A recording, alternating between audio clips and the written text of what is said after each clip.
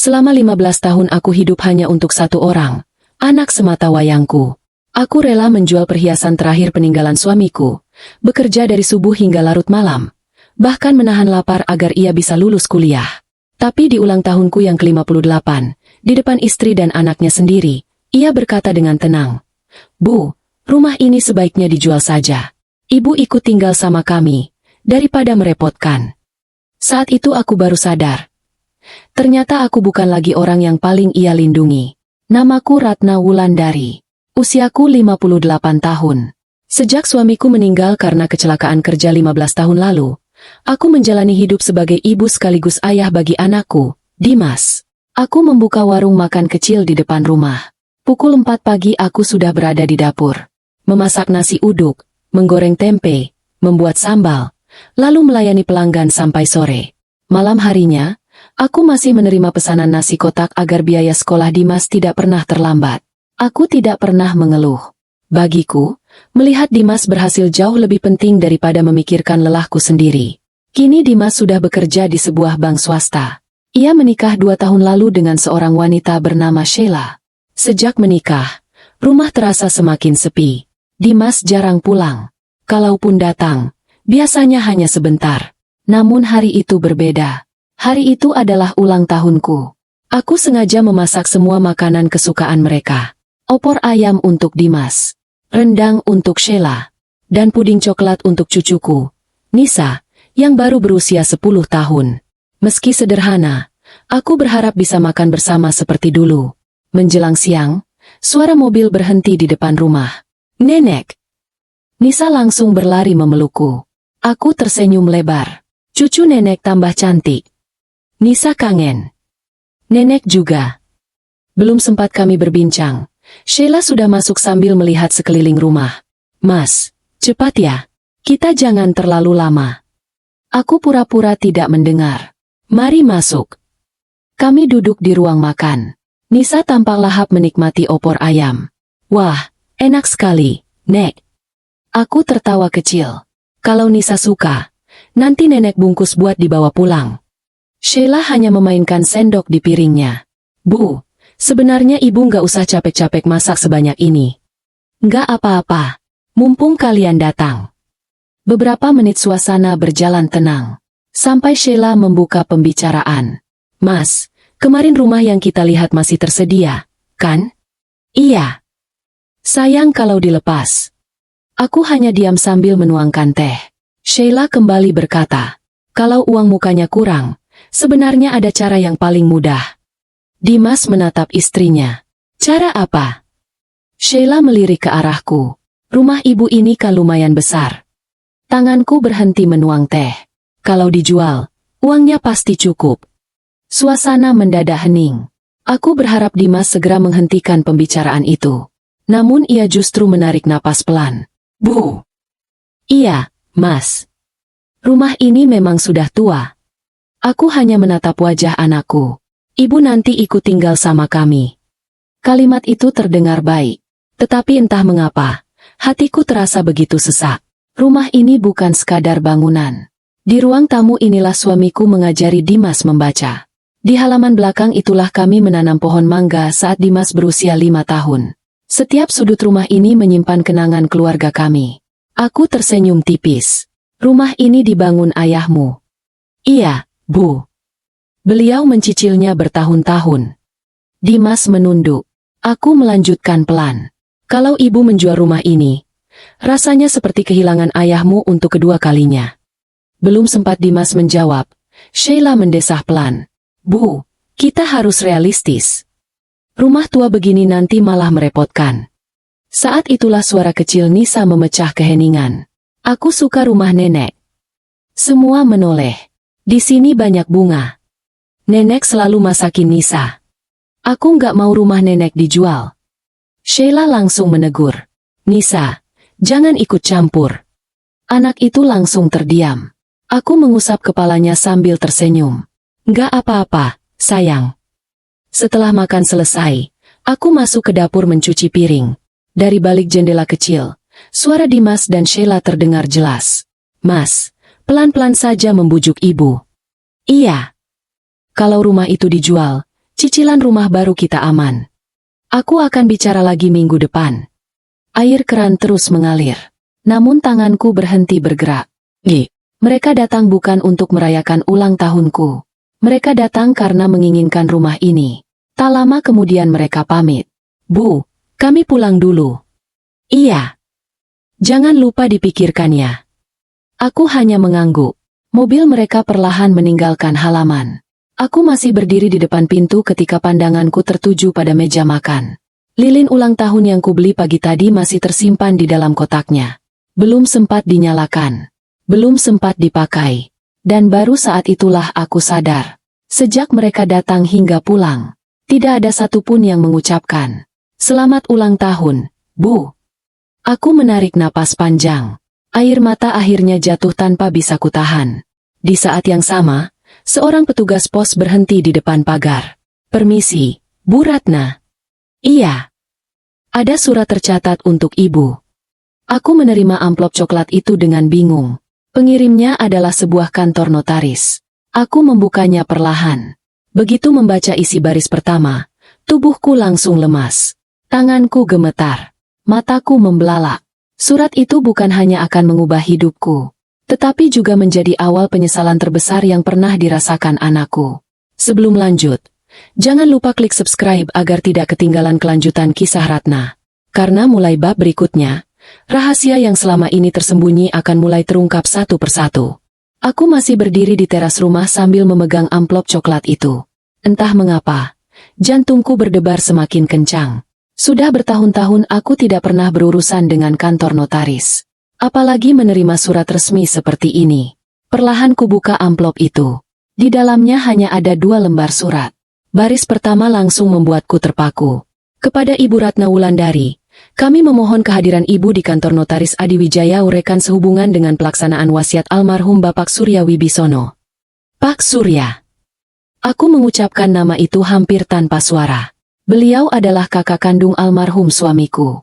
Orang yang sudah bertahun-tahun tidak pernah kutemui karena menetap di luar kota. Aku bahkan tidak tahu beliau telah meninggal dunia. Air mataku kembali jatuh. "Bapak, kenapa tidak ada yang memberi kabar?" Keesokan paginya aku menutup warung lebih awal. Dengan mengenakan batik sederhana, aku berangkat menuju alamat yang tertera di surat. Sepanjang perjalanan pikiranku dipenuhi berbagai pertanyaan. Mengapa aku dipanggil? Apa hubungannya dengan surat wasiat? Sesampainya di kantor notaris, seorang pria menyambutku dengan ramah. "Selamat pagi, Bu Ratna." Aku mengangguk pelan. "Maaf, kita pernah bertemu." Pria itu tersenyum. "Saya Arga." Aku mencoba mengingat wajahnya. Beberapa detik kemudian aku tersenyum kecil. "Arga, anak Pak Hasan." "Iya, Bu." "Ya Allah, dulu kamu sering bermain sama Dimas." Arga tertawa kecil. "Silakan masuk, Bu." Kami duduk di ruang kerjanya. Suasananya tenang. Setelah menuangkan segelas air putih untukku, Arga membuka sebuah map hitam. "Sebelumnya saya turut berduka. Pak Surya meninggal 3 minggu yang lalu karena serangan jantung." Aku menundukkan kepala. Innalillahi wa inna ilaihi raji'un. Beberapa saat kami sama-sama terdiam. Kemudian Arga kembali berbicara. "Pak Surya tidak memiliki istri maupun anak. Beliau meninggalkan surat wasiat." Aku mengangguk pelan. "Dan?" Arga mendorong sebuah dokumen ke hadapanku. Nama ibu tercantum sebagai ahli waris utama. Aku spontan menggeleng. Tidak mungkin. Beliau masih punya saudara lain. Kenapa harus saya? Arga tidak langsung menjawab. Ia menyerahkan sebuah amplop kecil. "Pak Surya meminta surat ini diberikan langsung kepada Ibu." Tanganku bergetar ketika membuka surat itu. Tulisan tangan beliau masih sangat rapi. "Ratna, kalau kamu membaca surat ini, berarti aku sudah menyusul adikku. Jangan pernah merasa berutang kepadaku. Justru akulah yang belum sempat membalas kebaikan keluarga kalian." Aku terus membaca dengan mata yang mulai basah. Adikku pernah menyelamatkan hidupku saat usahaku hampir bangkrut. Ia melarangku menceritakan pengorbanannya kepada siapapun. Karena itu, izinkan aku membalasnya melalui dirimu. Aku menutup surat itu perlahan. Selama menjadi istrinya, suamiku tidak pernah bercerita tentang semua itu. Arga kemudian berkata pelan. Pak Surya selalu mengikuti kabar ibu. Beliau tahu ibu membesarkan Dimas seorang diri. Beliau tahu ibu membuka warung sejak subuh hingga malam. Dan beliau sangat menghormati perjuangan ibu. Aku mengusap air mata. Beliau meninggalkan apa? Arga membuka halaman terakhir map tersebut. Sebuah rumah di Balikpapan. Dan sebuah usaha percetakan yang sudah berjalan hampir 20 tahun. Aku langsung panik. Pak Arga, saya tidak mengerti mengurus perusahaan. Arga tersenyum menenangkan. Ibu tidak perlu langsung menjalankannya. Seluruh karyawan masih bekerja. Yang dibutuhkan sekarang hanya keputusan apakah ibu bersedia menerima amanah ini. Aku terdiam cukup lama. Belum sempat menjawab, ponselku berdering. Nama Dimas muncul di layar. Aku segera mengangkatnya. Assalamualaikum, Bu. Waalaikumsalam. Sudah dipikirkan soal rumah? Aku memejamkan mata. Lagi-lagi, bukan kabar tentang keadaanku. Bukan pertanyaan apakah aku sudah makan. Yang ia ingat hanya rumah itu. Aku masih belum bisa menjawab. Mas. Bu, jangan terlalu lama. Pemilik rumah yang kami incar minta kepastian minggu ini. Aku menarik napas panjang. Nanti ibu pikirkan. Tanpa menunggu jawaban, aku menutup telepon. Arga yang melihat wajahku hanya berkata pelan. Kadang seorang ibu terlalu lama memikirkan kebahagiaan anaknya sampai lupa memikirkan dirinya sendiri. Kalimat itu membuatku terdiam. Selama ini, benarkah aku terlalu sering mengalah? Sebelum aku pulang, Arga menyerahkan sebuah kunci kecil. Apa ini? Kunci lemari pribadi Pak Surya. Beliau berpesan, hanya ibu yang boleh membukanya. Aku menerima kunci itu dengan bingung. Aku belum tahu bahwa di balik lemari itu tersimpan sebuah rahasia yang akan mengubah cara pandang Dimas terhadap ibunya, dan membuatnya menyesal seumur hidup. Pulang dari kantor notaris, langkahku terasa jauh lebih berat daripada saat berangkat. Bukan karena urusan warisan, melainkan karena ucapan Dimas di telepon terus terngiang di kepalaku. Sudah dipikirkan soal rumah. Aku tersenyum pahit. Sejak kapan anakku lebih memikirkan sebuah rumah daripada ibunya sendiri? Sesampainya di rumah, aku langsung membuka warung seperti biasa. Beberapa pelanggan tetap datang. Bu Ratna, seperti biasa ya? Iya, Pak. Duduk saja. Tanganku tetap sibuk melayani pembeli. Tidak seorang pun tahu bahwa beberapa jam sebelumnya hidupku berubah. Aku pun memilih menyimpannya sendiri. Malam harinya, setelah warung tutup, aku duduk di ruang tamu sambil memandangi foto almarhum suamiku. Pak, aku bingung. Apa aku sanggup menjalankan amanah sebesar itu? Tentu saja tidak ada jawaban. Namun entah mengapa, melihat senyum suamiku di dalam foto membuat hatiku sedikit lebih tenang.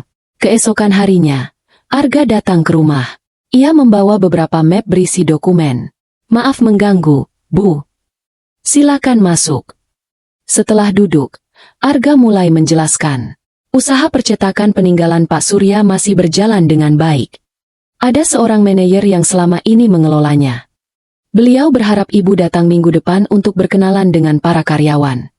Aku langsung menggeleng. Pak Arga, saya benar-benar tidak mengerti bisnis. Arga tersenyum. Pak Surya sudah menduga ibu akan berkata seperti itu. Ia mengeluarkan secari kertas kecil. Itu pesan terakhir beliau. Aku membacanya perlahan.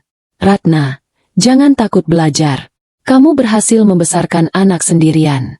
Mengurus perusahaan jauh lebih mudah daripada membesarkan manusia. Aku tidak bisa menahan senyum. Kalimat itu terdengar sederhana, namun berhasil mengurangi rasa takutku. Baiklah. Aku akan mencoba. Sore harinya, Dimas datang sendirian. Tanpa Sheila. Aku senang melihatnya. Kupikir ia datang untuk menemaniku. Mas, sudah makan? Belum. Ayo, ibu masakan. Nggak usah, Bu. Ia langsung duduk di ruang tamu. Wajahnya terlihat gelisah. Ada apa? Dimas menghela napas. Bu. Soal rumah itu. Dadaku kembali sesak. Ternyata benar. Ia datang bukan karena rindu, melainkan kembali membicarakan rumah. Apa tidak bisa dibicarakan nanti saja? Dimas menunduk. Bu, uang muka rumah baru harus segera dibayar. Aku benar-benar butuh keputusan ibu. Aku menatap wajah anakku cukup lama. Mas. Iya. Kalau ibu tidak menjual rumah ini, apa kamu akan kecewa? Dimas terdiam. Beberapa detik kemudian ia menjawab pelan. Aku cuma ingin hidup lebih nyaman. Aku mengangguk pelan. Ibu mengerti. Tapi rumah ini juga kenyamanan ibu. Suasana kembali hening. Untuk pertama kalinya sejak kecil, aku melihat Dimas tidak lagi memahami isi hatiku. Tak lama kemudian ponselnya berdering. Nama Sheila muncul. Iya, sayang. Iya, aku masih di rumah ibu. Iya, nanti aku coba bujuk lagi. Tanpa sadar aku mendengar semuanya. Setelah telepon ditutup, Dimas berdiri. Bu, aku pulang dulu. Iya. Ia mencium tanganku seperti biasa. Namun entah mengapa, pelukan hangat yang dulu selalu menyertainya kini sudah tidak ada lagi. Malam itu aku tidak bisa tidur. Aku teringat ucapan Arga. Kadang seorang ibu terlalu lama memikirkan kebahagiaan anaknya sampai lupa memikirkan dirinya sendiri. Selama ini, semua tabunganku habis untuk Dimas. Keinginanku selalu nomor 2. Bahkan sejak ia menikah, aku tetap berusaha tidak merepotkannya. Lalu mengapa sekarang aku justru merasa menjadi beban? 2 hari kemudian, aku menutup warung lebih awal. Hari itu adalah jadwalku mengunjungi percetakan milik almarhum Pak Surya. Bangunannya tidak terlalu besar, namun terlihat bersih dan ramai. Begitu aku turun dari mobil, seluruh karyawan yang sedang bekerja langsung menghentikan aktivitasnya. Seorang pria berusia sekitar 50 tahun menghampiriku. Selamat datang, Bu Ratna. Saya Budi. Manajer di sini. Aku sedikit gugup. Maaf, saya masih belajar. Pak Budi tersenyum hangat. Pak Surya sering bercerita tentang ibu. Beliau selalu bilang, kalau suatu hari Bu Ratna datang, anggap beliau keluarga sendiri. Aku menahan haru. Belum sempat berbicara lebih jauh. Mataku tertuju pada sebuah foto besar di dinding kantor. Foto itu memperlihatkan Pak Surya bersama almarhum suamiku. Aku mendekat. Di bawah foto tertulis sebuah kalimat. Usaha ini berdiri karena ada seorang adik yang rela mengorbankan segalanya demi keluarganya. Air mataku kembali jatuh. Ternyata, suamiku memang pernah menyelamatkan usaha kakaknya. Namun ia memilih menyembunyikan semua itu dariku. Saat aku masih terpaku di depan foto tersebut, Pak Budi berkata pelan, Bu, sebenarnya masih ada satu amanah lagi dari almarhum. Amanah apa? Pak Budi mengambil sebuah map dari dalam brankas. Beliau meminta map ini baru dibuka setelah ibu datang ke sini. Aku menerima map itu dengan tangan gemetar. Aku belum tahu bahwa isi map tersebut bukan tentang perusahaan, melainkan tentang anakku, Dimas. Dan setelah membacanya nanti, aku akan dihadapkan pada keputusan tersulit sebagai seorang ibu. Tanganku terasa dingin saat memegang map coklat itu. Pak Budi berdiri di sampingku tanpa berkata apa-apa. Apa saya boleh membukanya sekarang? Tanyaku pelan. Pak Budi mengangguk. Memang itu pesan almarhum. Aku menarik napas panjang sebelum membuka pengait map tersebut. Di dalamnya tidak ada sertifikat tanah. Tidak ada laporan keuangan. Hanya sebuah buku tulis lusuh, beberapa lembar kwitansi lama, dan sepucuk surat. Di sampul buku itu tertulis dengan tulisan tangan yang sangat kukenal. Catatan harian Hendra. Dadaku langsung bergetar. Itu nama almarhum suamiku. Aku menatap Pak Budi. Ini buku suami saya. Iya, Bu. Pak Surya menyimpannya sejak belasan tahun lalu. Tanganku mulai gemetar saat membuka halaman pertama. Tulisan itu masih sama seperti yang sering kulihat dulu. Rapi, sederhana, dan penuh ketulusan. Kalau suatu hari Ratna membaca buku ini, mungkin aku sudah tidak ada. Maaf karena selama ini aku sering menyembunyikan banyak kesulitan agar kamu tidak ikut bersedih. Air mataku menetes. Aku terus membaca. Warung kecil yang kita buka sebenarnya hampir tutup di tahun kedua. Waktu itu aku diam-diam meminjam uang kepada Mas Surya untuk membeli peralatan baru. Aku membalik halaman berikutnya. Mas Surya ingin mengembalikan uang itu setelah usahanya berhasil. Tapi aku menolak. Aku hanya minta satu hal. Kalau suatu hari aku lebih dulu pergi, tolong jangan biarkan Ratna merasa sendirian. Aku menutup mulutku. Tangisku pecah. Ternyata selama ini suamiku sudah memikirkan masa depanku. Bahkan setelah ia tiada. Pak Budi menyerahkan tisu. Pak Surya sering membaca buku itu. Beliau bilang, adiknya adalah orang paling baik yang pernah ia kenal. Aku mengusap air mata. Kenapa baru sekarang diberikan? Karena beliau ingin ibu kuat lebih dulu. Aku mengangguk pelan. Lalu mataku tertuju pada beberapa kwitansi yang terselip di dalam map. Salah satunya bertanggal 11 tahun lalu. Nominalnya cukup besar. Aku membaca nama penerimanya. Universitas tempat Dimas kuliah. Aku mengernyit. Pak Budi. Kenapa kwitansi biaya kuliah Dimas ada di sini? Pak Budi tampak ragu. Ibu benar-benar tidak tahu. Tahu apa? Beliau menarik napas panjang. Waktu Dimas masuk semester 3. Warung ibu sedang sepi. Iya. Aku masih ingat masa itu. Aku sampai harus menerima pesanan catering kemana-mana. Pak Budi melanjutkan. Biaya kuliah Dimas sebenarnya dibayarkan oleh Pak Surya. Aku langsung menggeleng. Tidak mungkin. Saya yang membayarnya. Pak Budi membuka kwitansi lain. Ibu memang menyerahkan uang ke kampus. Tapi uang itu sebelumnya dikirim Pak Surya ke rekening almarhum. Aku terduduk lemas. Jadi selama ini, aku mengira berhasil menyekolahkan Dimas dengan jerih payahku sendiri. Padahal ada tangan keluarga yang diam-diam membantu. Dan tidak seorang pun pernah menceritakannya. Kenapa semua orang menyembunyikan ini dariku? Pak Budi tersenyum tipis. Karena Pak Hendra tidak ingin ibu merasa rendah diri. Aku memejamkan mata. Itu memang sifatnya. Selalu memikul beban sendiri. Siang itu aku pamit pulang. Sepanjang perjalanan, pikiranku penuh oleh kenangan bersama suamiku. Aku jadi semakin yakin, rumah itu tidak boleh dijual. Bukan karena nilainya, melainkan karena semua pengorbanan yang tersimpan di dalamnya. Sesampainya di rumah, warung sudah mulai ramai. Aku kembali memasak seperti biasa. Menjelang sore, ponselku berbunyi. Kali ini bukan Dimas, melainkan cucuku, Nenek. Suara Nisa terdengar pelan. Iya, sayang. Nenek lagi jualan. Iya. Nenek. Anak itu berhenti beberapa detik. Nisa kangen. Hatiku langsung menghangat. Nenek juga kangen. Nisa boleh main ke rumah nenek besok? Tentu boleh. Belum sempat kami berbicara lebih lama, terdengar suara Sheila dari kejauhan. Nisa, sedang telepon siapa? Anak itu panik. Sama nenek. Tak lama kemudian telepon berpindah tangan. Suara Sheila terdengar dingin. Bu, jangan terlalu sering menghubungi Nisa. Aku terdiam. Dia jadi susah diatur kalau habis dari rumah ibu. Sheila. Belum sempat aku menyelesaikan kalimat. Sambungan telepon diputus. Aku hanya bisa memandang layar ponsel yang telah gelap. Dadaku kembali sesak. Bahkan untuk melepas rindu kepada cucuku. Kini seolah aku harus meminta izin. Malam harinya, Dimas datang. Wajahnya tampak lelah. Bu, Sheila cerita tadi. Aku hanya mengangguk. Kalau mau Nisa datang, bilang dulu.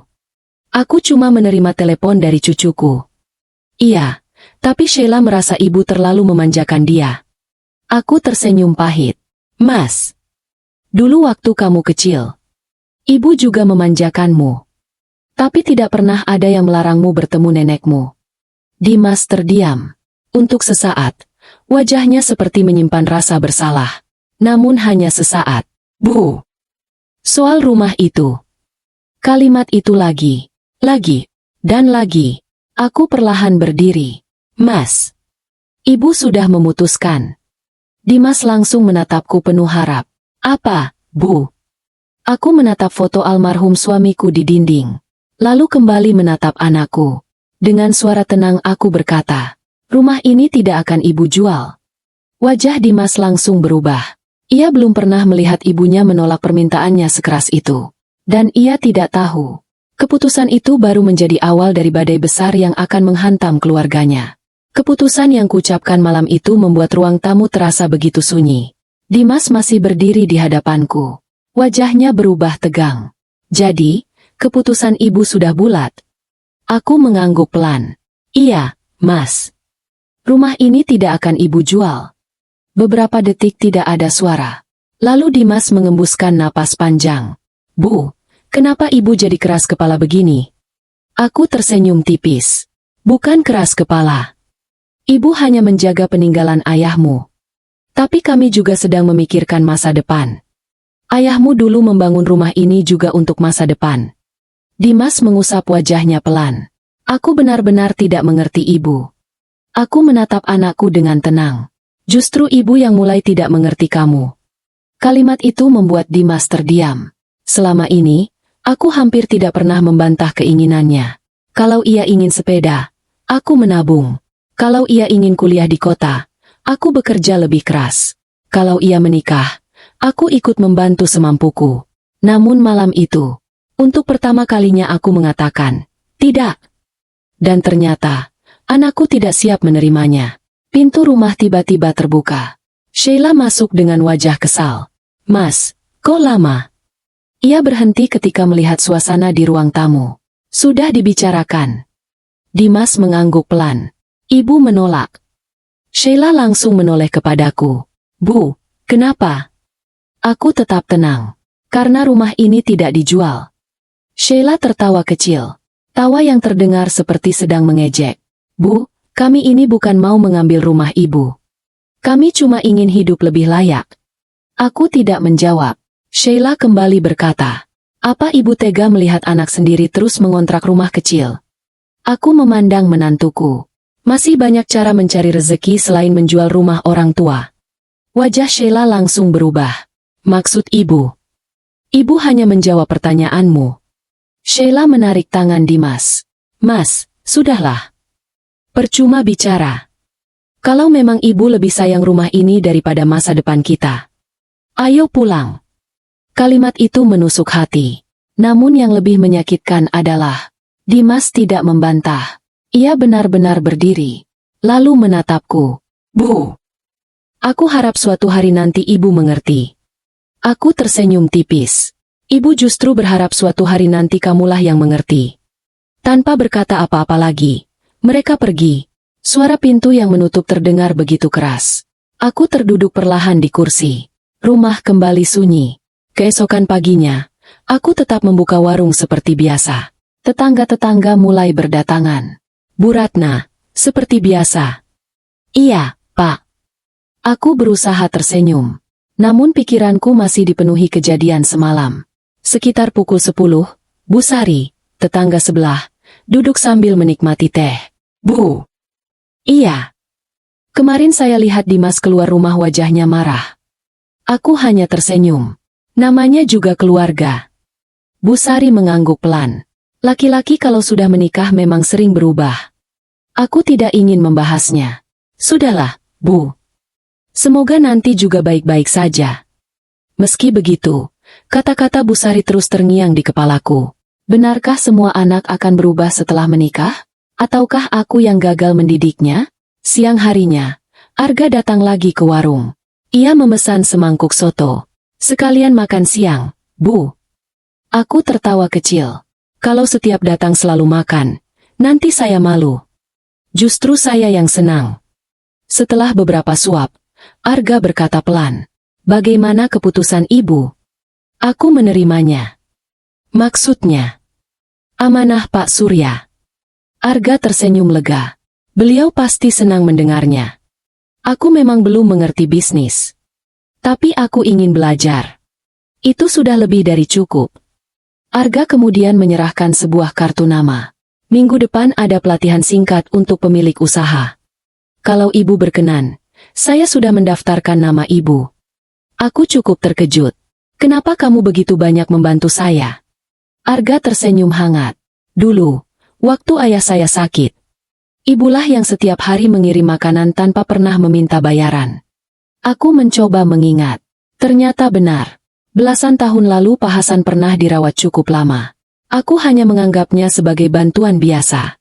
Namun rupanya, kebaikan sekecil apapun tidak pernah benar-benar hilang. Sore menjelang malam, warung mulai sepi. Aku sedang membereskan meja ketika ponselku berbunyi. Nomor Dimas. Aku segera mengangkatnya. Halo, Mas. Namun bukan suara Dimas yang terdengar. melainkan suara kecil yang sangat kurindukan. Nenek! Nisa! Nenek! Suara anak itu seperti menahan tangis. Nisa kangen. Air mataku langsung jatuh. Nenek juga kangen, sayang. Nenek kapan ke rumah? Belum sempat ku jawab, terdengar suara Sheila dari kejauhan. Nisa, berikan ponselnya. Beberapa detik kemudian sambungan terputus. Aku hanya memandangi layar ponsel. Entah kenapa, perasaanku tidak enak. Malam itu, sekitar pukul 9, hujan turun cukup deras. Aku baru saja hendak menutup pintu depan ketika seseorang mengetuk pagar. Tok, tok, tok. Aku membuka pintu. Di depan pagar berdiri Nisa. Sendirian. Seragam sekolahnya masih dipakai. Tasnya basah karena hujan. Nisa. Aku segera berlari menghampirinya. Ya Allah, kenapa kamu sendirian? Anak itu langsung memelukku erat sambil menangis. Nenek. Ayah sama mama bertengkar. Aku takut. Aku memeluk cucuku dengan tubuh gemetar. Aku tidak tahu apa yang sebenarnya terjadi. Namun firasatku mengatakan, masalah dalam rumah tangga Dimas baru saja dimulai. Aku segera mengajak Nisa masuk ke dalam rumah. Bajunya basah kuyup karena hujan. Ayo, sayang, ganti baju dulu. Nisa hanya mengangguk pelan. Matanya sembab. Wajahnya pucat. Setelah mengenakan baju ganti milik Dimas yang dulu masih kusimpan, ia duduk di ruang tamu sambil memeluk boneka kecil yang memang selalu ada di rumahku. Aku membuatkan segelas susu hangat. Nenek, ayah sama mama marah-marah terus. Aku mengusap rambut cucuku. Marah karena apa? Nisa menggeleng. Nisa nggak tahu. Tapi tadi mama nangis. Ayah juga teriak. Aku tidak bertanya lagi. Anak seusia Nisa seharusnya tidak menjadi saksi pertengkaran orang tuanya. Tak lama kemudian, ponselku berdering. Nama Dimas muncul. Aku langsung mengangkatnya. Assalamualaikum. Waalaikumsalam, Bu. Suara Dimas terdengar panik. Bu, Nisa ada di rumah ibu. Iya. Ayah sama mama bertengkar. Terus Nisa lari ke rumah nenek. Di seberang telepon terdengar helaan napas lega. Syukurlah. Maaf, Bu. Kalimat itu membuatku terdiam. Sudah lama sekali aku tidak mendengar Dimas meminta maaf. Meski hanya karena membuatku khawatir. Nanti aku jemput. Iya. Sekitar 30 menit kemudian, sebuah mobil berhenti di depan rumah. Dimas turun sendirian. Wajahnya tampak lelah. Matanya merah seperti habis menahan emosi. Assalamualaikum. Waalaikumsalam. Aku mempersilahkannya masuk. Nisa langsung memeluk ayahnya. Ayah. Dimas membalas pelukan itu erat. Maaf ya, sayang. Beberapa menit kemudian Nisa tertidur di sofa karena kelelahan. Aku dan Dimas duduk di teras. Hujan mulai reda. Suasana begitu sunyi. Apa yang sebenarnya terjadi? Tanyaku pelan. Dimas menunduk. Nggak ada apa-apa, Bu. Aku tersenyum tipis. Kalau memang tidak ada apa-apa, Nisa tidak mungkin lari ke rumah nenek saat hujan deras. Dimas mengusap wajahnya. Lama sekali ia terdiam. Akhirnya ia berkata, Sheila marah. Karena rumah. Iya. Dia bilang aku terlalu lembek. Katanya aku harus bisa membuat ibu menjual rumah itu. Dadaku terasa sesak. Terus. Aku bilang aku nggak bisa memaksa ibu. Itu rumah ibu. Untuk pertama kalinya, aku melihat anakku membela aku, meski terlambat. Namun Dimas melanjutkan dengan suara lirih. Sejak itu kami sering bertengkar. Aku tidak menyela. Rumah yang kami incar akhirnya dibeli orang lain. Sheila menyalahkanku. Aku menarik napas pelan. Mas, jangan membangun kebahagiaan di atas air mata orang lain. Dimas hanya menunduk. Saat hendak pulang, Dimas berdiri cukup lama di depan foto ayahnya. Ia memandang foto itu tanpa berkedip. Bu. Iya. Ayah pasti kecewa sama aku ya. Aku menoleh ke arah foto almarhum suamiku. Lalu berkata pelan. Ayahmu bukan orang yang mudah kecewa. Tapi beliau pasti sedih kalau melihat keluarganya saling menyakiti. Dimas tidak menjawab. Ia hanya mencium tanganku sebelum membawa Nisa pulang. Sudah lama sekali aku tidak merasakan ciuman tangan yang setulus malam itu. Keesokan harinya, aku berangkat ke percetakan untuk pertama kalinya sebagai pemilik. Seluruh karyawan menyambutku dengan hangat. Pak Budi memperkenalkan satu persatu bagian produksi. Mesin-mesin cetak terus bekerja. Suara mereka memenuhi ruangan. Bu Ratna, kata Pak Budi, selama ini perusahaan bertahan karena kepercayaan pelanggan. Tugas ibu bukan langsung mengubah semuanya. Cukup menjaga apa yang sudah baik. Aku mengangguk. Sedikit demi sedikit rasa takutku mulai berkurang. Saat sedang melihat-lihat ruang administrasi, seorang pegawai menghampiri. Maaf, Bu. Ada tamu. Aku sedikit heran. Siapa? Katanya dari bank. Beberapa saat kemudian, seorang pria berpakaian rapi masuk ruangan. Ia memperkenalkan diri sebagai petugas bagian kredit sebuah bank. Saya mencari Ibu Ratna Wulandari. Saya. Pria itu tersenyum sopan. Kami ingin menawarkan kerjasama pembiayaan usaha. Aku menerima kartu namanya. Saat membaca nama bank tersebut, aku terdiam. Itu adalah bank tempat Dimas bekerja. Entah mengapa, aku tersenyum kecil. Dunia memang sempit. Namun sebelum pembicaraan dimulai, mataku menangkap sebuah nama pada daftar pegawai yang dibawa petugas itu. Dimas Prakoso. Di samping namanya terdapat catatan kecil yang membuat jantungku berdegup lebih cepat. Aku belum tahu apa artinya. Namun firasatku mengatakan, anakku sedang menyimpan masalah yang jauh lebih besar daripada sekadar pertengkaran rumah tangga. Aku kembali melihat lembar daftar yang dibawa petugas bank itu. Di samping nama Dimas Prakoso tertulis sebuah catatan kecil berwarna merah. Petugas itu segera menarik kembali berkasnya. Maaf, Bu, itu dokumen internal. Aku mengangguk sopan. Tidak apa-apa. Pembicaraan pun berlanjut seperti biasa. Mereka menawarkan fasilitas pembiayaan untuk pengembangan usaha percetakan. Aku mendengarkan dengan saksama, lalu berkata, terima kasih atas penawarannya. Tapi saya masih ingin mempelajari kondisi perusahaan lebih dulu. Petugas bank itu tersenyum. Tentu, Bu. Setelah mereka pergi, pikiranku justru tertuju pada catatan merah yang kulihat sekilas. Aku tidak tahu artinya. Namun sebagai seorang ibu, entah mengapa perasaanku mulai gelisah.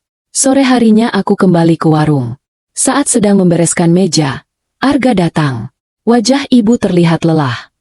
Aku tersenyum kecil. Mungkin karena banyak pikiran. Kata Pak Budi, hari pertama ibu berjalan lancar. Alhamdulillah. Aku menceritakan kedatangan petugas bank tadi. Arga hanya mengangguk.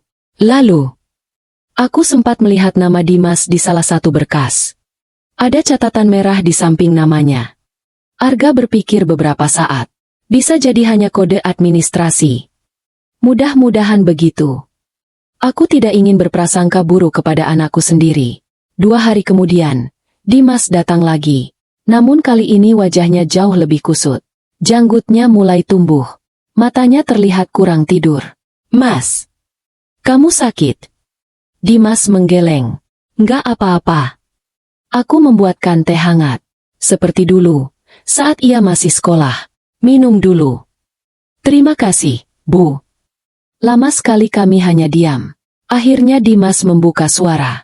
Bu, aku boleh pinjam uang? Aku cukup terkejut. Untuk apa? Ada kebutuhan. Berapa? Dimas menyebut angka yang cukup besar. Aku menatapnya lekat-lekat. Mas, kamu sedang punya masalah? Ia langsung menggeleng. Enggak. Hanya butuh sedikit bantuan. Aku mengenal anakku. Sejak kecil, setiap kali berbohong, ia selalu menghindari tatapan mataku. Sama seperti sekarang. Aku masuk ke kamar. Membuka lemari. Di dalamnya hanya ada tabungan hasil warung yang kusimpan untuk keadaan darurat. Jumlahnya tidak sebanyak yang diminta Dimas. Aku kembali ke ruang tamu. Maaf, Mas. Ibu hanya punya segini. Dimas menerima amplop itu. Terima kasih. Ia tampak kecewa, tetapi tetap mencium tanganku sebelum pulang. Aku memandang punggungnya hingga mobilnya menghilang di ujung jalan. Hati kecilku berkata, anakku sedang menyembunyikan sesuatu. Malamnya, Nisa menelepon. Nenek. Iya, sayang. Ayah belum pulang. Katanya masih kerja. Aku melihat jam. Sudah hampir pukul 11 malam. Sudah tidur dulu ya? Iya. Namun setelah telepon ditutup, rasa gelisahku justru semakin besar. Keesokan paginya, saat aku sedang membuka warung, sebuah mobil berhenti di depan rumah. Yang turun bukan Dimas, melainkan Sheila. Wajahnya pucat, matanya bengkak karena menangis. Bu! Aku terkejut. Masuk dulu. Begitu duduk, Sheila langsung menangis. Bu! Saya salah. Aku belum pernah melihat menantuku seperti itu. Ada apa? Sheila mengusap air matanya. Dimas. Ia meminjam uang dari beberapa tempat. Jantungku langsung berdegup kencang. Kenapa? Katanya untuk menambah uang muka rumah. Tapi ternyata Sheila kembali menangis. Sebagian uangnya dipakai menutup utang lama. Aku terdiam. Utang apa? Sheila menggeleng. Saya juga baru tahu. 3 hari terakhir banyak orang datang menagih. Dadaku terasa sesak. Selama ini, Dimas selalu terlihat baik-baik saja. Ternyata ia memikul beban seorang diri. Dia sekarang di mana? Saya tidak tahu. Semalam dia pergi sejak sore. Teleponnya tidak aktif. Aku segera mengambil ponsel. Tanganku gemetar saat mencoba menghubungi Dimas. Nomor itu benar-benar tidak bisa dihubungi. Aku mencoba lagi. Tetap sama. Saat itulah terdengar suara motor berhenti di depan rumah. Seorang pria mengenakan jaket kurir turun sambil membawa sebuah amplop. Permisi. Apakah benar ini rumah Ibu Ratna Wulandari? Iya. Ini ada surat yang dititipkan Pak Dimas. Aku langsung menerima amplop itu. Di bagian depan hanya tertulis 2 kata. Untuk Ibu. Tanganku mulai gemetar. Entah mengapa. Aku merasa surat itu berisi sesuatu yang tidak ingin kubaca. Dan firasatku tidak pernah salah. Tanganku gemetar saat membuka amplop putih itu. Sheila duduk di sampingku dengan wajah pucat. Nggak mungkin Dimas pergi begitu saja. Gumamnya berulang kali. Aku menarik napas panjang. Di dalam amplop hanya ada selembar kertas yang dilipat rapi. Tulisan tangan itu langsung ku kenal. Tulisan Dimas. Bu, maafkan Dimas. Baru membaca kalimat pertama saja, mataku sudah berkaca-kaca. Aku melanjutkan. Kalau ibu membaca surat ini, berarti Dimas belum punya keberanian bertemu ibu. Dimas malu. Air mataku mulai jatuh. Selama ini Dimas terus berusaha memenuhi semua keinginan Sheila. Dimas berpikir kalau bisa memberikan rumah yang lebih besar dan kehidupan yang lebih baik, rumah tangga kami akan bahagia. Tapi ternyata Dimas salah. Aku memegang surat itu semakin erat. Dimas meminjam uang dari koperasi kantor, mengajukan pinjaman pribadi, bahkan memakai kartu kredit untuk menutup cicilan yang lain. Awalnya Dimas yakin semua bisa dibayar, tapi utang semakin besar. Aku menutup mata. Ternyata firasatku selama ini benar. Anakku sedang tenggelam dalam masalah keuangan. Maaf karena Dimas terus memaksa ibu menjual rumah. Dimas sudah kehabisan jalan. Tangisku pecah. Aku tidak marah. Yang kurasakan hanya sedih. Mengapa anak yang kubesarkan lebih memilih memikul semua beban sendirian daripada jujur kepada ibunya? Di bagian paling bawah, ada satu kalimat yang membuat dadaku terasa sesak. Kalau Dimas gagal menjadi anak yang baik, semoga ibu masih mau menganggap Dimas sebagai anak. Aku memeluk surat itu erat. Ya Allah! Sheila ikut menangis di sampingku. Bu, semua ini salah saya. Aku menoleh kepadanya. Saya terus membandingkan hidup kami dengan teman-teman. Saya ingin rumah lebih besar. Ingin mobil baru. Padahal kami sebenarnya masih mampu hidup sederhana. Untuk pertama kalinya sejak mengenalnya, aku melihat Sheila benar-benar menyesali sikapnya. Namun sekarang bukan waktunya saling menyalahkan. Yang penting sekarang kita cari Dimas. Sheila mengangguk sambil menghapus air mata. Hari itu juga kami mendatangi kantor tempat Dimas bekerja. Seorang rekan kerjanya menyambut kami. Pak Dimas tidak masuk sejak pagi. Apakah beliau izin? Rekan itu menggeleng. Tidak. Lalu, apakah benar Pak Dimas punya masalah? Pria itu tampak ragu. Sebenarnya kami tidak boleh menceritakan urusan pribadi pegawai. Tapi karena ibu keluarganya. Ia menarik napas panjang. Pak Dimas sedang diperiksa bagian kepatuhan. Aku dan Sheila saling berpandangan. Karena apa? Beliau terlambat menyelesaikan beberapa kewajiban administrasi setelah mengambil pinjaman koperasi. Untungnya tidak ada dugaan penyalahgunaan dana nasabah. Aku mengembuskan napas lega. Setidaknya anakku tidak melakukan tindakan yang melanggar hukum. Ia hanya terjebak oleh utang dan keputusan-keputusan yang buruk. Keluar dari kantor bank, aku mencoba menghubungi Arga. Tak lama kemudian ia datang. Setelah mendengar semua cerita, Arga berkata pelan, "Bu Ratna, masalah seperti ini masih bisa diselesaikan. Tapi Dimas harus berhenti lari." Aku mengangguk. Aku hanya ingin bertemu anakku. Arga berpikir sejenak, lalu berkata, "Coba kita ke makam almarhum Pak Hendra." Aku menatapnya heran. "Kenapa ke sana?" "Dulu setiap kali Dimas punya masalah besar, ia selalu datang ke makam ayahnya." Aku terdiam. Benar juga. Sejak kecil, Dimas memang sering bercerita kepada ayahnya di depan pusara. Menjelang sore kami tiba di pemakaman. Dari kejauhan, aku melihat seseorang duduk bersimpuh di depan sebuah nisan. Bahu pria itu tampak bergetar. Semakin dekat, aku semakin yakin. Itu Dimas. Aku berjalan perlahan. "Dimas." Anakku menoleh. Matanya sembab. Wajahnya penuh kelelahan. Begitu melihatku, ia langsung berdiri. Lalu, tanpa berkata apa-apa, ia berlutut di hadapanku. "Bu." Suaranya bergetar. "Maafkan Dimas." Orang-orang yang sedang berziarah menoleh ke arah kami. Namun Dimas tidak peduli. Ia menangis seperti anak kecil. "Aku capek, Bu. Aku benar-benar capek." Aku memegang kedua bahunya. "Bangun, Mas." "Tidak." Sebelum ibu memaafkan Dimas, aku ikut menangis. Seorang ibu tidak pernah berhenti memaafkan anaknya. Tapi ibu ingin kamu berhenti menyembunyikan masalahmu sendirian. Dimas memelukku erat. Tangis kami pecah di depan makam ayahnya. Di belakangku, Sheila juga menangis sambil memeluk Nisa. Aku berharap pelukan hari itu menjadi awal dari perubahan keluarga kami. Namun aku belum tahu. Masalah yang sebenarnya belum selesai. Karena dua orang pria berjas sedang berdiri tidak jauh dari gerbang pemakaman. Mereka memegang beberapa berkas. Dan mereka datang untuk menemui Dimas. Aku mengusap air mata dan menoleh ke arah gerbang pemakaman. Dua pria berjas itu berjalan mendekat. Salah satunya membawa sebuah map hitam. "Permisi, Pak Dimas Prakoso." Dimas langsung berdiri. "Saya." Pria itu mengangguk sopan. "Kami dari bagian kepatuhan kantor." Jantungku kembali berdegup kencang. Namun raut wajah mereka tidak menunjukkan kemarahan. "Kami sudah mencari Bapak sejak tadi."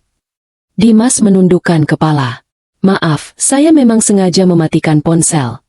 Pria itu menghela napas pelan. "Pak Dimas, seharusnya Bapak tidak menghilang seperti ini." Satu kantor khawatir. Dimas hanya mengangguk. "Saya siap menerima konsekuensinya."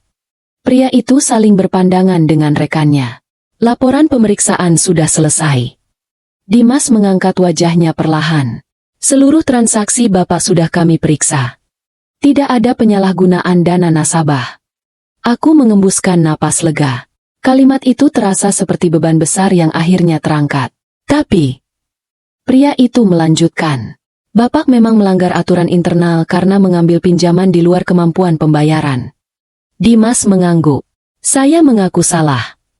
Karena itu perusahaan memberikan sanksi administratif." Dimas memejamkan mata. "Apa saya dipecat?" Pria itu menggeleng. "Tidak. Tapi Bapak diturunkan sementara dari jabatan dan diwajibkan mengikuti program pembinaan keuangan." Dimas tampak terkejut. "Saya masih diberi kesempatan. Pimpinan menilai Bapak selama ini bekerja dengan jujur. Kesalahan ini masih bisa diperbaiki." Air mata Dimas kembali jatuh. "Terima kasih." Setelah menyerahkan surat keputusan, kedua pria itu pamit. Aku menatap anakku. "Mas, Allah masih memberimu kesempatan. Jangan disia-siakan." Dimas mengangguk sambil mengusap air matanya. Malam itu kami berkumpul di rumahku. Untuk pertama kalinya setelah sekian lama, suasana makan terasa hangat. Tidak ada pembicaraan tentang menjual rumah. Tidak ada pertengkaran. Hanya nasi hangat, sayur bening, tempe goreng, dan telur dadar. Makanan sederhana yang dulu selalu kami makan bersama. Saat selesai makan, Sheila berdiri. Ia menghampiriku, lalu menundukkan kepala. Bu, saya minta maaf. Aku memandangnya tanpa berkata apa-apa. Saya terlalu memikirkan gengsi. Saya selalu merasa hidup kami kurang. Padahal yang kurang bukan rumah kami, tapi rasa syukur saya. Air matanya jatuh. Saya sudah melukai hati ibu. Kalau ibu masih marah, saya mengerti. Aku menggenggam tangannya. Sheila. Iya, Bu. Semua orang bisa salah. Yang penting, jangan mengulanginya. Sheila menangis sambil memelukku. Di sudut ruangan, Nisa tersenyum melihat kami. Inilah pertama kalinya ia melihat keluarganya saling memaafkan. Seminggu kemudian, Dimas mulai menjalani pekerjaannya kembali. Jabatannya memang turun. Penghasilannya juga berkurang. Namun kali ini ia tidak lagi mengejar kehidupan yang melebihi kemampuannya. Setiap akhir pekan, ia datang ke rumah. Bukan untuk membicarakan rumah, melainkan membantu membersihkan halaman, memperbaiki pagar, atau sekadar menemani minum teh. Suatu sore, ia menghampiriku. Bu. Iya. Aku sudah mengambil keputusan. Apa itu? Aku dan Sheila akan pindah ke rumah kontrakan yang lebih kecil, agar kami bisa melunasi utang sedikit demi sedikit. Aku tersenyum bangga. Itu keputusan yang bijaksana. Dan Dimas berhenti sejenak. Rumah ini jangan pernah dijual. Mataku kembali berkaca-kaca. Aku mengangguk pelan. Terima kasih, Mas. Beberapa hari kemudian, Arga datang membawa kabar. Bu Ratna, ada yang ingin saya sampaikan. Apa? Pak Surya pernah berpesan, kalau suatu hari keluarga ibu kembali rukun, berarti amanah beliau sudah selesai. Aku tersenyum. Beliau orang baik. Arga mengangguk. Iya. Beliau hanya ingin keluarga adiknya tetap utuh. Aku menatap foto suamiku yang tergantung di ruang tamu. Dalam hati aku berkata, Pak, anak kita sedang belajar menjadi laki-laki yang dulu Bapak impikan. Sebelum pulang, Dimas berhenti di depan pintu. Ia menoleh kepadaku. Bu. Iya. Selamat ulang tahun. Aku terdiam. Hari itu, memang sudah lewat hampir 2 minggu sejak ulang tahunku. Namun kalimat sederhana itu justru membuat air mataku jatuh. Dimas tersenyum malu. Maaf terlambat. Aku tertawa kecil sambil menghapus air mata. Tidak ada kata terlambat untuk seorang anak yang pulang. Dimas memelukku erat. Pelukan yang sudah sangat lama kurindukan. Dan untuk pertama kalinya setelah bertahun-tahun, aku merasakan kembali kehangatan keluarga yang hampir hilang.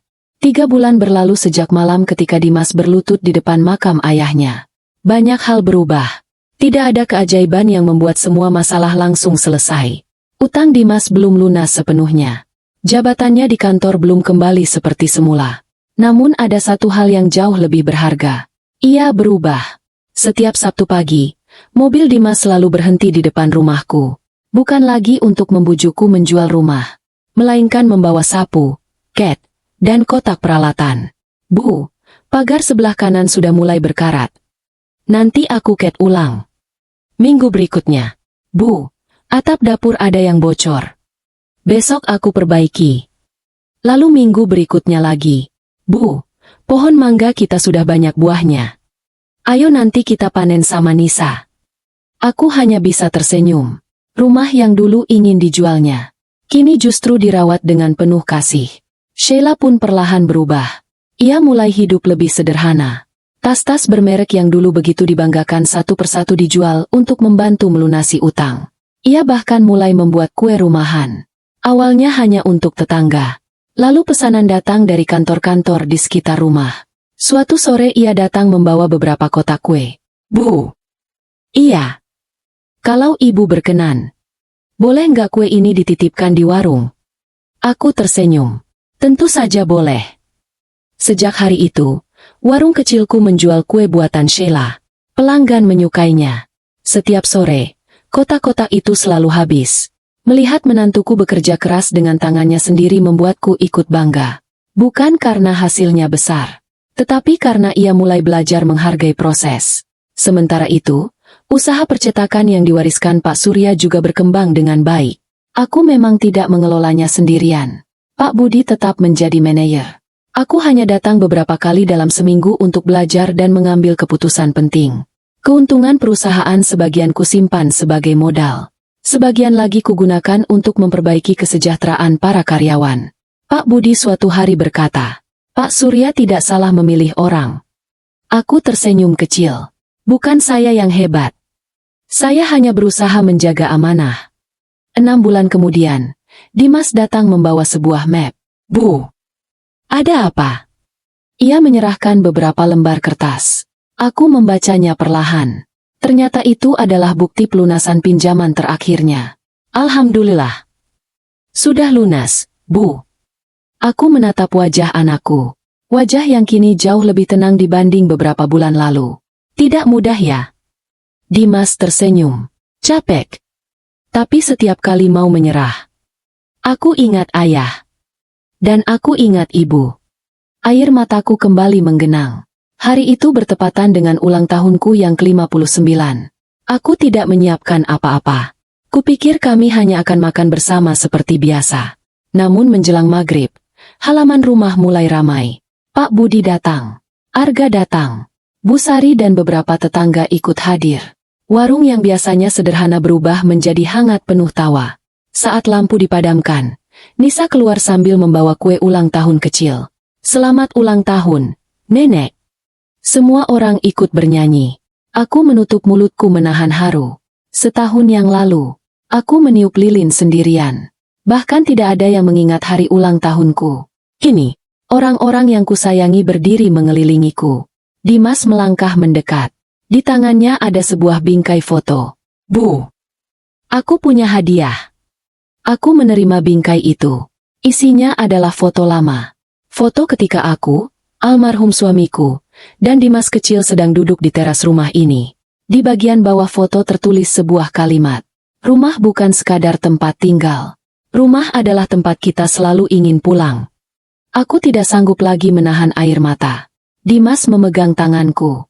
Bu, dulu aku hampir menjual rumah ini. Padahal yang hampir hilang bukan rumahnya, tapi keluargaku. Aku memeluk anakku erat.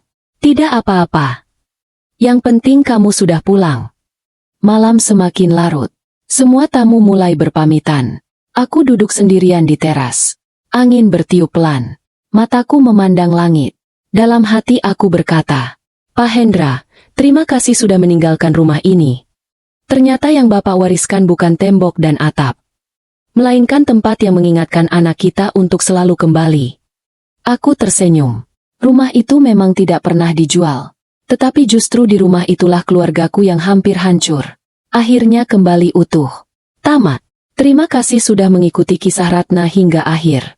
Jika cerita ini mengingatkanmu bahwa orang tua seringkali hanya ingin dihargai, jangan lupa dukung channel ini dengan subscribe, like, dan bagikan kepada keluarga atau teman. Sampai jumpa di cerita drama berikutnya.